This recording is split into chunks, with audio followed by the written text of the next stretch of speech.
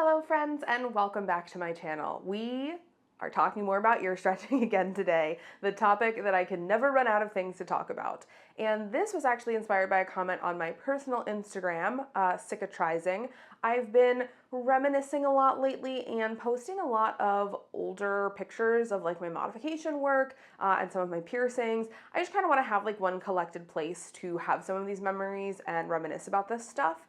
And someone commented on this old picture of my stretched ears and my old original ear project, which was done by AJ Goldman back when I was a wee little baby piercer and client. Shout out AJ. And someone was like, wow, I love those like chained lobe piercings that you have. What happened to those when you stretched your ears real big and got to 1.5 inches? And they are inside of my stretched ears. So let's talk about what happens to your second and third lobe piercings when you decide to stretch very large. Now, this video is particularly for folks who are planning to stretch very large. If you're only planning to stretch to like 1/2 inch or 5/8, maybe even 7/8, depending on your ear and like the placement of your second and third holes, this might not apply to you. At smaller sizes, it's just going to get a little close to the plug. Maybe you won't be able to wear earrings comfortably in your seconds anymore, but they're not going to end up as part of your stretched lobe piercings the way mine are. Now, if you're thinking about going big, 1.5 inches, 2, 3, 4 inches, this might apply to you.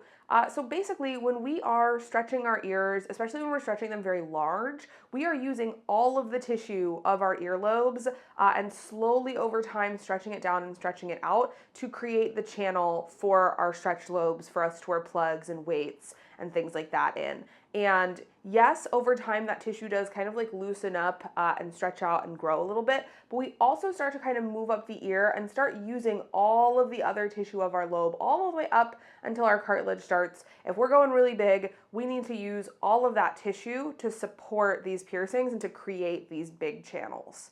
So if you have second and third lobe piercings, they're gonna be a part of that too. And you stretch large enough and they basically end up as part of that interior channel of your stretched lobes. And I'll show you what I mean. Here is a picture of my old second lobe. And yes, I'll circle it. That is that lobe piercing right there. And here it's a little bit harder to see, but this is where my old third lobe piercing used to be. And they now just rest as part of the channel inside of my stretched lobe piercing. And just for this video, I did check. Here's me checking real quick with a little taper. That second hole is still totally open. Obviously, I'm not gonna wear any jewelry in it because I don't know what side effects that would cause. I don't know how that would end for me, and I am a little concerned it might cause some irritations with my stretched ears. So aside from poking at it with this taper, we are gonna leave it alone and not worry about it. But thus far, I've been very lucky to not have any irritation from these old channels being now part of my stretched firsts. I have had some clients deal with moisture irritations or like secretions from their old piercing channels on the inside of their lobes. So that is a risk when you're going really big, but knock on wood, that has not happened to me yet. So I'm very grateful that my ears have been mostly well behaved when it comes to that.